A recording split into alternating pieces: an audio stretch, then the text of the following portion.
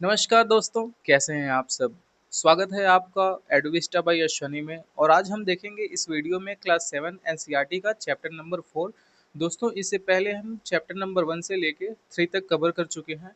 अगर आपने वो वीडियो नहीं देखी है तो डिस्क्रिप्शन बॉक्स से देख सकते हैं।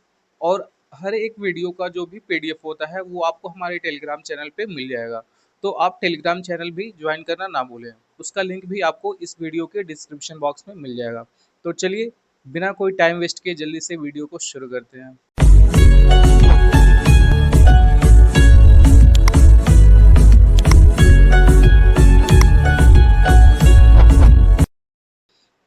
फिर दूसरा है आपका एयर प्रेशर। अब चलो हम इसको देखते हैं ये कैसे काम करता है क्लाइमेट की या फिर वेदर की कंडीशन में। कह रहा है air pressure is the pressure which exerted by the weight of air. अब एयर के वेट की वजह से जो प्रेशर लगता है अर्थ के सरफेस पे उसी को हम बोलते हैं air pressures. We do not feel the pressure, हम इस प्रेशर को फील नहीं करते हैं।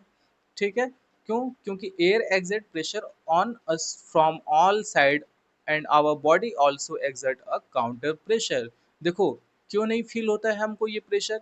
क्योंकि ये प्रेशर हमारे बॉडी पे चारों तरफ लगता है। ठीक है, और हमारी बॉडी भी क्या करती है, एक एक्सर्ट काउंटर प्रेशर लगाती है। ठीक है, अगर ये प्रेशर हमारी बॉडी पे लगता है तो हमारी बॉडी भी इसके रिप्लाई में क्या करती है, काउंटर प्रेशर लगाती है, जिससे बैलेंस बराबर रहता है। तो इसीलिए हमको ये प्रेशर फेल नहीं होता है। The air pressure is the highest at the sea level. अगर सी लेवल पे जाओगे तो एयर प्रेशर सबसे ज्यादा देखने को मिलेगा। ठीक है, and it decreases with altitude. और जैसे जैसे आप पहाड़ों की तरफ जाओगे, ऊपर की तरफ जाओगे, किसी हाइट पे जाओगे तो एयर प्रेशर क्या होगा, कम होता जाएगा। देखो, उसके बाद कह रहा है कि जो ट्रीज होती है ना, ये बहुत ही सिग्निफिकेंट रोल प्ले करती हैं किस चीज में, रेन वाटर में को होल्ड करने में। कैसे, वो देखो आगे कह रहा है कि अगर ट्री को सपोज करो हम माउंटेन है ये, ठीक है, और इस पे बहुत से ट्रीज हैं। अगर हम यहाँ से बारिश हो रही है और ये बारिश का पानी धीरे धीरे प्लेन्स एरिया में आ रहा है तो इसकी स्पीड क्या होगी, बहुत कम होगी। जब तक आएगा तब तक यहाँ का पानी और थोड़ा फैल जाएगा। बट क्या होगा, धीरे क्योंकि धीरे धीरे आएगा। बट क्या होगा, अगर हम इन पेड़ को कट कर दें तो क्या होगा, यहाँ जो बारिश होगी वो बहुत ही हाई स्पीड के साथ नीचे की तरफ आएगी और नीचे के एरिया पे आके बहुत तबाही मचाएगी, डैमेज करेगी, फ्लड आएगा। ठीक है, तो इसीलिए जो यहाँ पे प्लांट्स होते हैं वो बहुत हेल्पफुल होते हैं इस रेन वाटर को होल्ड करने के लिए। ठीक है, या फिर स्पीड को उनको कम करने के लिए। अब देखो, इसी के बेस्ड पे हमको 3 टाइप्स बताया है रेनफॉल के, कौन कौन से होते हैं। एक होता है कन्वेंशनल रेनफॉल, फिर ओरोग्राफिक रेनफॉल, और उसके बाद होता है साइक्लोनिक रेनफॉल। कह रहे हैं कुछ मेजर इंस्ट्रूमेंट के नाम दिए हैं यहाँ पे। देखो, एटमॉस्फेरिक प्रेशर को हम बैरोमीटर में नापते हैं, रेनफॉल को हम रेन गॉज में नापते हैं, और अगर हमको विंड की डायरेक्शन पता करना हो तो वो विंड वेन से नापते हैं। चलो अब हम देखते हैं carbon dioxide and global warming के बारे में। कह रहा है कि जो कार्बन डाइऑक्साइड है ये हीट को क्या करता है, ट्रैप कर लेता है। कौन से हीट को, जो अर्थ अपनी तरफ से रेडिएट करती है, वापस भेजती है स्पेस की तरफ, उस हीट को ये ट्रैप कर लेता है। और यही कॉजेज है, ठीक है, यही कारण है कि हमारी जो अर्थ है आज ग्लोबल वार्मिंग इस पे बहुत बढ़ गया है। क्यों? क्योंकि कार्बन डाइऑक्साइड का लेवल बढ़ गया है। लेकिन अगर सपोज करो कार्बन डाइऑक्साइड होता ही ना, बिल्कुल नहीं होता, तो फिर क्या होता, अर्थ एकदम ठंडी हो जाती। ठीक है, बहुत ठंडी हो जाती, ये रहने लायक नहीं होती है।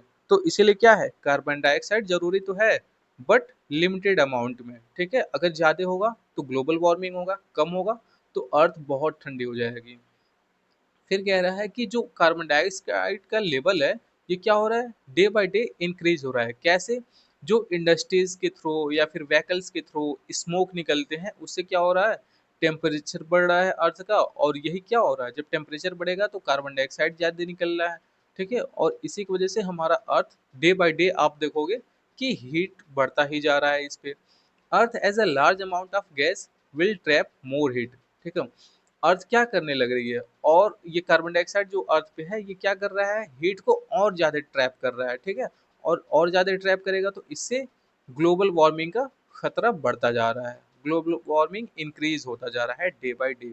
यहाँ देखो कह रहा है the increase in the temperature of the earth and is known as the global warming. Global warming क्या है, अर्थ के टेम्परेचर में जो डे बाय डे इंक्रीजमेंट आपको देखने को मिल रहा है वही है आपका ग्लोबल वार्मिंग।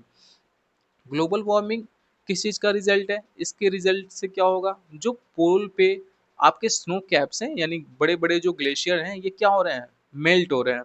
और अगर ये मेल्ट होंगे तो डे बाय डे आप देखोगे कि सी लेवल जो है वो आपका इंक्रीज करेगा, और सी लेवल इंक्रीज करेगा तो आप जानते ही हैं, जो आसपास के उसके एरिया हैं, जो कोस्टल एरियाज हैं, वो क्या होंगे? डूब जाएंगे, सबमर्ज हो जाएंगे, फ्लड आ जाएगा वहां पे।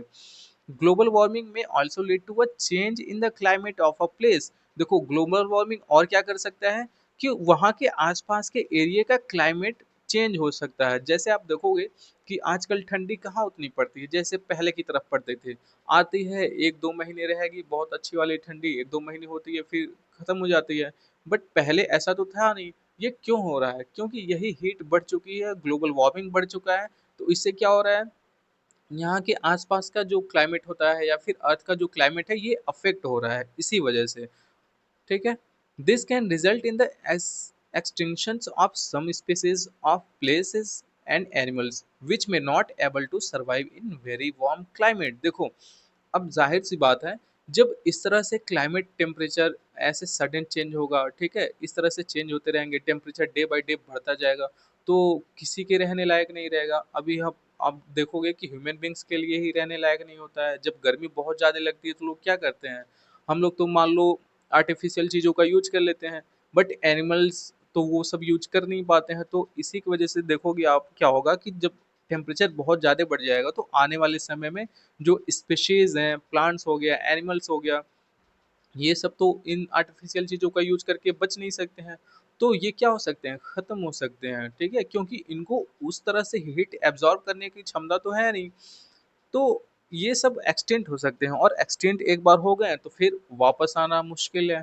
ठीक है, तो ये क्या करेंगे, इससे हमारा जो अर्थ की इकोसिस्टम है वो अफेक्ट होगा, और अगर वो अफेक्ट होगा तो फिर जाहिर सी बात है उससे ह्यूमन बींग्स की लाइफ भी अफेक्ट होगी और खतरे में आ सकती है।